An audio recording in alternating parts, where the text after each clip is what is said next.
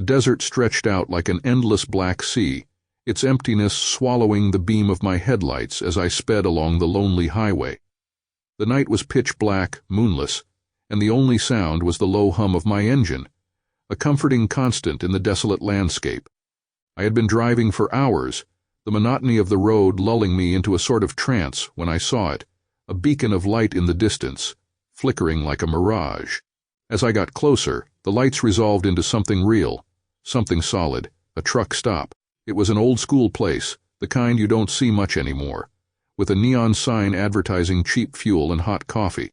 There was a diner, a gas station, and a few rigs parked outside, their drivers presumably inside, taking a break from the long haul.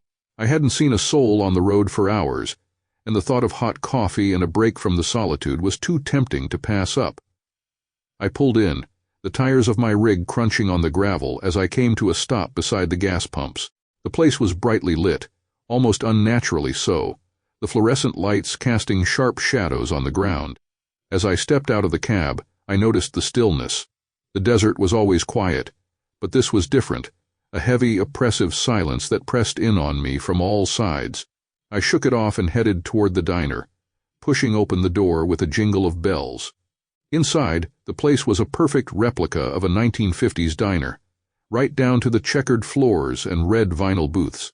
A few truckers sat at the counter, nursing cups of coffee, their faces turned down in quiet conversation. A waitress, her hair done up in a beehive, gave me a bright, almost too bright smile as she handed me a menu. "Welcome. What can I get for you?" "Just coffee, thanks," I said, taking a seat at the counter. The other truckers glanced at me, nodding in acknowledgement before turning back to their conversations. I couldn't shake the feeling that something was off, but I couldn't put my finger on it. I sipped my coffee, strong and bitter, as I listened to the others talk. Their voices were low, almost murmurs, and I had to strain to hear them. But the more I listened, the more uneasy I became. Their stories, where they'd been, what they were hauling, were eerily similar, almost identical. Each of them spoke as if they were reading from the same script, the same vague details, the same half-remembered routes. I tried to join in, asking them how long they'd been here. One of them, a grizzled old-timer with a gray beard and tired eyes, looked at me with a confused expression. "I'm not sure," he said slowly. "Feels like I just got here, but I can't quite remember. Ain't that strange?" The others nodded, their faces blank, as if they couldn't quite grasp the concept of time. A cold dread began to creep into my chest. I checked my watch. It had stopped, the hands frozen at midnight. "I think I should get going," I said, pushing my cup away and standing up. The waitress was still smiling, that unnaturally bright smile, as she cleared my cup away. "Take care now, she said, her voice sugary sweet. I hurried back to my rig, suddenly desperate to get out of there. As I started the engine and pulled out of the parking lot, I realized I hadn't paid for the gas. But something in me didn't care. I just needed to leave, to put as much distance between myself and that place as possible. I drove back onto the highway, the darkness of the desert closing in around me once more. But as I drove, something strange happened. The road began to curve in ways it shouldn't, the turns sharper and more frequent. I should have been heading straight, but the road seemed to twist and turn of its own accord, leading me somewhere I didn't want to go. After what felt like hours, I saw the lights again, the same bright, flickering lights of the truck stop. I slammed on the brakes, my heart pounding in my chest. It couldn't be. There was no way I had looped back around. I had driven straight, had never turned around. But there it was, the same neon sign, the same brightly lit gas station. I sat there, staring at the truck stop, my mind racing. I couldn't go back in there.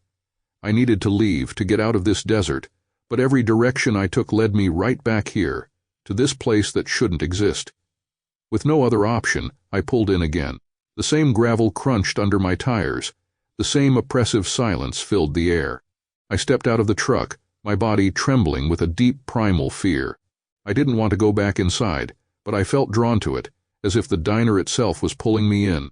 The door jingled as I entered, and the scene was exactly the same. The same truckers, sitting in the same positions, the same waitress with the same too bright smile. "Welcome back, Han," she said, as if I had never left. I backed away, my breath coming in short, panicked gasps. "No, I'm leaving," I stammered, turning on my heel and rushing back out. But when I tried to get back into my truck, the door wouldn't open.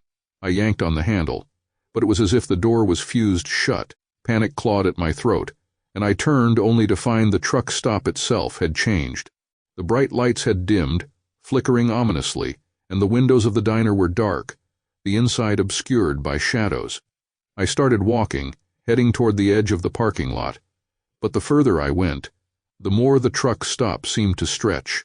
The distance between me and the highway grew longer and longer, until it felt like I was walking in place.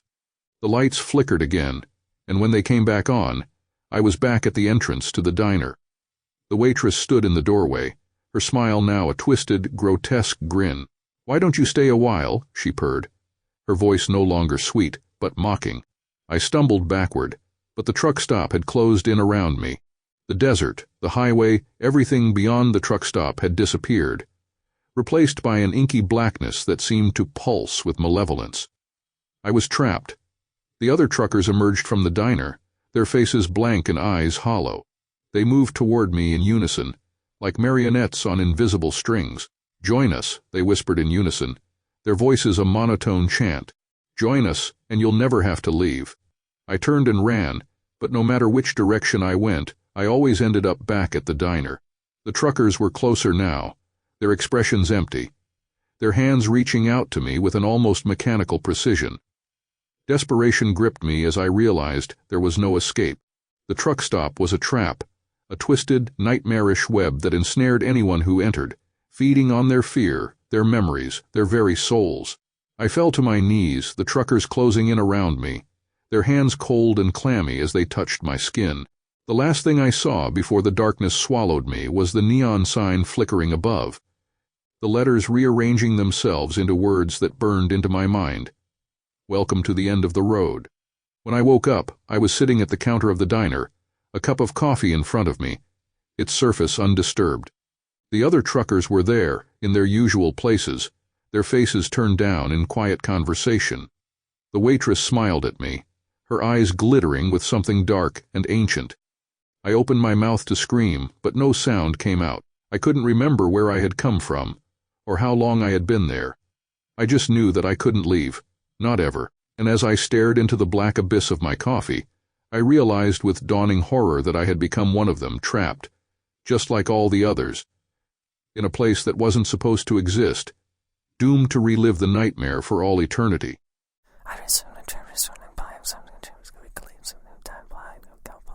The Appalachian Mountains have always been my sanctuary, a place where I could escape the noise of the world and lose myself in the rhythm of the hunt. The air is crisp, the forests dense and ancient, the kind of place that feels untouched by time. I've hunted here for years, always alone, always at peace with the wilderness around me. But this time something felt different, an undercurrent of unease that I couldn't shake. No matter how much I tried to convince myself, it was just the isolation playing tricks on my mind. It was late afternoon when I stumbled upon the cabin. I hadn't planned on going so deep into the woods, but the trail of a large buck had led me farther than I'd intended. The sun was already dipping low, casting long shadows through the trees when I saw it, a dark shape nestled among the pines, barely visible through the thickening mist. The cabin looked like it had been abandoned for years, maybe even decades. The wood was weathered and gray, the roof sagging under the weight of time. A single window stared out at me like a blind eye, its glass cracked and covered in grime. Curiosity got the better of me, and I approached cautiously, my rifle at the ready. The door creaked open with a groan that echoed through the silent forest. Inside, the air was thick with the smell of dust and decay, the remnants of what might have once been a hunting lodge. There was a table, its surface scarred and stained, a few broken chairs, and a fireplace that hadn't seen a fire in years. But what caught my eye was the rifle, propped up in the corner, half hidden in shadow. It was an old Winchester, the wood darkened with age, the barrel pitted with rust. As I picked it up, a cloud of dust puffed into the air, and I noticed that the stock was cracked, as if it had been struck with great force. It was useless, no doubt, but something about it felt wrong. The weight of it in my hands was unsettling, as if the rifle carried with it a history that was better left forgotten. On the table, beneath a layer of dust, I found a diary. The leather cover was brittle, the pages yellowed with age, but the writing inside was still legible. The name scrawled on the first page was James Harper, and the date was nearly 50 years old. As I flipped through the pages, a sense of dread settled over me, growing heavier with each entry I read. Harper had been a hunter, much like me, who had come to these mountains seeking solitude and game. But his words spoke of something else, something that had found him in the woods, a relentless stalker, something neither animal nor human, that had hunted him day and night. He wrote of hearing footsteps in the darkness, seeing shadows that moved with a mind of their own, and the stench of gunpowder that seemed to follow him wherever he went. The final entries were barely coherent, the writing shaky and desperate. Harper wrote of a figure that he had glimpsed through the trees, a man-shaped shadow with eyes that glowed like embers. He spoke of the cabin, of finding refuge here, but knowing that it wouldn't be enough. The last entry was a single sentence, scrawled across the page in a frantic hand. "It's coming for me." I set the diary down, my hands trembling slightly. The cabin was silent, but the words I'd just read seemed to echo in the stillness, filling the empty space with a growing sense of dread. Outside, the light was fading fast, the forest cloaked in shadow. I knew I should leave, find my way back to camp before darkness fell. But something kept me rooted to the spot, as if I was waiting for something. Then I heard it. Footsteps faint but unmistakable, crunching in the snow just outside the cabin. I froze, every muscle tensed, my heart pounding in my chest. The footsteps paused, then started again, this time closer. The sound was slow and deliberate, the stride too measured to be an animal. Someone or something was out there. I grabbed my rifle, the cold metal reassuring in my grip, and edged toward the window. The glass was too grimy to see through clearly, but I could make out movement, a shadow passing between the trees. The footsteps stopped again, just beyond the door, and I held my breath, waiting. For a long moment there was only silence. Then a sharp knock echoed through the cabin, 3 hard raps that sent a jolt of fear through me. I didn't answer, my mind racing. The knock came again, more insistent this time, followed by the creak of floorboards on the porch. I backed away from the door, my heart hammering. I knew that if I opened it, whatever was out there would be waiting for me. I had the sudden, irrational thought that this was a test, that if I stayed quiet, it might go away. But deep down, I knew that wasn't true. This thing, whatever it was, wasn't going to leave. The smell of gunpowder hit me then, sharp and acrid, filling my nostrils and making my eyes water. It was the same scent Harper had described, the same scent that had followed him through these woods. My stomach turned with fear, and I realized with a sickening certainty that I was dealing with the same phantom that had hunted Harper 50 years ago. I knew I had to get out of there. I couldn't stay in that cabin, not with whatever was lurking outside, but as I moved toward the back door, I heard the footsteps again, this time circling the cabin, slow and deliberate, as if the thing was taking its time. Savoring the hunt, I had no choice. I had to face it. I flung the door open and stepped out into the cold night, the snow crunching under my boots. The forest was a wall of shadows, the trees looming like silent sentinels, but the tracks were there, fresh in the snow, leading away from the cabin and deeper into the woods. I followed them, my breath coming in short, sharp gasps, my rifle held at the ready. The tracks were human, or close enough, large boot prints that seemed to sink too deep into the snow, as if the thing that made them was heavier than it should be. The smell of gunpowder grew stronger as I walked, the air thick with it. My head began to spin, and I forced myself to focus, to keep moving forward. The tracks led me to a small clearing, the moonlight casting an eerie glow over the snow. In the center of the clearing, the track stopped abruptly, as if the thing had simply vanished into thin air. I turned in a slow circle, scanning the trees, my pulse racing. The forest was silent, but I could feel it watching me, waiting. And then, out of the corner of my eye, I saw it, a figure standing at the edge of the clearing, half hidden in the shadows. It was tall, taller than any man I'd ever seen, its body gaunt and twisted, wrapped in tattered clothing that flapped in the wind. Its eyes burned with a cold, red light, and its mouth was stretched into a wide, unnatural grin. It raised one hand, pointing at me, and I felt a wave of terror crash over me, freezing me in place. This was no animal, no human. This was the phantom, the thing that had hunted Harper through these woods, and now it had found me. I raised my rifle, my hands shaking, and fired. The shot rang out, shattering the silence, but the figure didn't move, didn't flinch. The bullet passed through it as if it were made of smoke, leaving nothing but the cold, empty air in its wake. It started to move then, gliding toward me with a slow, deliberate grace. Its eyes locked on mine. I stumbled back, the rifle slipping from my numb fingers, and turned to run. But the snow was deep, the trees thick, and I could feel it closing in on me, feel its cold breath on the back of my neck. The smell of gunpowder was suffocating now, burning in my throat, and I knew, with a clarity that only comes in moments of pure terror, that I wasn't going to make it. This thing, this phantom, was going to take me, just as it had taken Harper.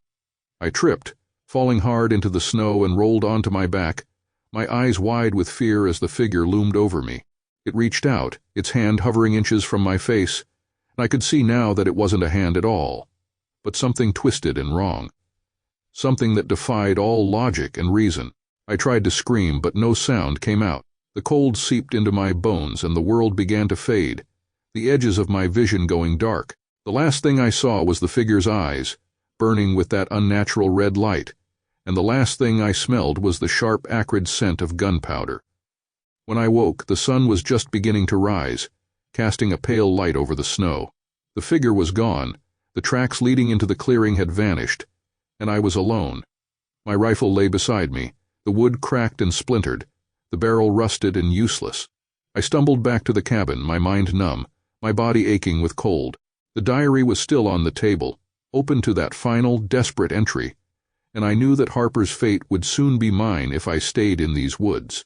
I left the mountains that day, abandoning my gear, my hunt, and the cabin to whatever spirits haunted it.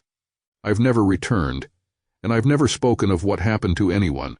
But sometimes, late at night, I can still smell the gunpowder, sharp and acrid, and I know that the phantom is still out there, waiting for its next victim.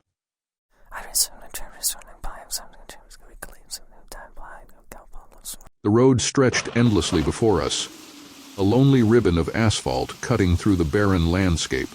We were four friends on what was supposed to be the adventure of a lifetime, a road trip to nowhere in particular, just to escape the grind of everyday life. We had no real destination, only the excitement of the unknown and the freedom of the open road. There was me, Ethan, the over-planner, Sarah, the skeptic, Brandon, the self-proclaimed daredevil, and Lila, quiet but sharp-eyed.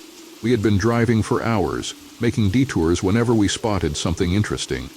But now the sun was beginning to set, casting long shadows across the horizon. That's when we saw the village. It appeared out of nowhere, just as the light started to fade, tucked between the hills like a forgotten memory. From the highway it looked deserted, just a cluster of old, decaying buildings with faded signs and broken windows. We hadn't passed any other cars in over an hour, and none of us remembered seeing the village on the map. Brandon, of course, insisted we check it out. Come on, this is what road trips are for. Let's stretch our legs, maybe explore a bit. Who knows, we might find something cool. I should have said no. We all should have, but curiosity and the fading light made the decision for us. With a shrug, I pulled off the highway and drove down the narrow road that led toward the village. The moment we entered, a strange sensation settled over me, like a heavy blanket of silence had been thrown across the entire area. No birds, no rustling wind, just the faint creak of the car's engine and the occasional crunch of gravel under the tires. The village square was at the heart of it all, dominated by a large weathered clock tower that looked as though it hadn't told time in decades. The streets were empty, and the buildings seemed to sag under the weight of their own abandonment. "Okay, this place is creepy," Lila murmured, leaning forward in her seat. "Maybe we should keep going." Brandon grinned. "Creepy? That's what makes it fun. Look, let's get out, stretch our legs for a bit. It's probably just an old ghost town." Reluctantly, we agreed. The car doors creaked as we stepped out, our shoes echoing unnaturally loud against the cobblestone square. The village felt ancient, untouched, and yet too perfect in its dereliction, as if it were carefully preserved in decay. The setting sun cast long shadows across the ground, making everything seem even more distorted. Sarah walked ahead, peering through the grimy window of an old general store. "There's nothing in here, no food, no supplies. It's like the whole place just stopped." Brandon's voice broke the eerie quiet. "I'm going to check out that clock tower."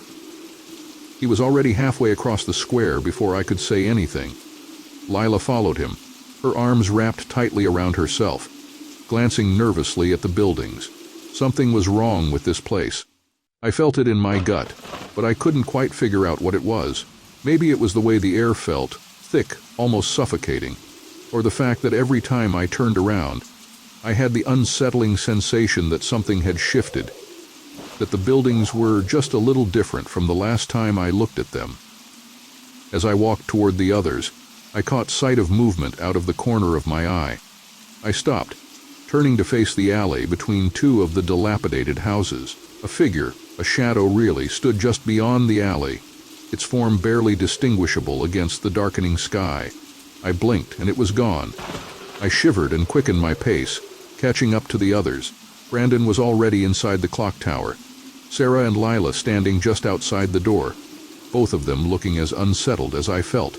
"Something's off about this place," I said quietly, glancing over my shoulder at the square. It felt like the village itself was watching us. Sarah nodded. "I don't like it here. There's no way this place is just abandoned. It feels alive." Lila looked up at the clock tower. "Where did Brandon go?" I glanced through the doorway. The narrow staircase inside spiraled up into darkness, but there was no sign of him. "Brandon," I called, my voice echoing up the stairwell. No answer. "Brandon, this isn't funny," Lila shouted, her voice trembling slightly. Still nothing. "We should go," Sarah said firmly, stepping away from the door. "He can catch up when he's done messing around." We started back toward the car, but when we reached the square, everything had changed. The buildings weren't in the same places. The streets twisted in ways that didn't make sense, looping back on themselves. The square itself was smaller now, claustrophobic, and the clock tower seemed to loom over us, its shadow stretching far longer than it should have in the twilight. Lila gasped. "Where's the car?" It was gone. The spot where we had parked was empty. No sign of our vehicle, no tracks in the gravel. Just more cobblestones and more buildings that seemed to shift whenever we looked away. "We're stuck here," Sarah whispered, her voice barely audible. She was right.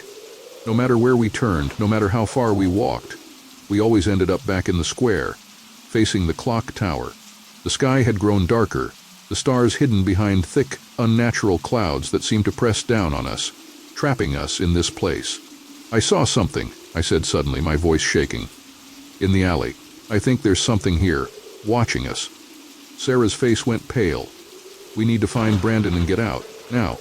But it wasn't that simple. Hours, or what felt like hours, passed as we wandered the streets, calling out for Brandon, but the village twisted and shifted around us, the buildings rearranging themselves in impossible ways. We were being toyed with, manipulated, but by what? The shadows moved unnaturally, slithering at the edge of our vision, always just out of sight. Eventually, we found ourselves back at the clock tower again, exhausted and terrified, and that's when we saw him, Brandon, standing at the base of the tower, his back to us.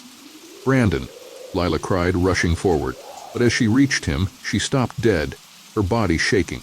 I ran up behind her, my stomach dropping as I looked at him. It wasn't Brandon. The thing wearing his clothes stood rigid, its face, Brandon's face, twisted into a grotesque mockery of a smile. His eyes, once bright, were now dark, hollow, as if something had scooped out everything that had made him human. His head tilted unnaturally to one side, like a puppet waiting for its strings to be pulled, and then he spoke. But it wasn't his voice. "You shouldn't have come here," the thing that looked like Brandon said, its voice a guttural rasp. "This village is not for the living." We stumbled back, horrified, but the thing took a step toward us, its body jerking in unnatural movements, like it wasn't used to walking. "You're part of it now," it hissed. "You can't leave." The shadows around us began to move, converging on the square, taking shape, figures, all twisted and wrong, their faces frozen in expressions of torment. They moved toward us, slowly, deliberately, like they had all the time in the world. "Run," I shouted, grabbing Lila and pulling her away from the square. Sarah followed close behind, her breath coming in short, terrified gasps. But no matter how fast we ran, no matter which direction we took, we always ended up back at the clock tower.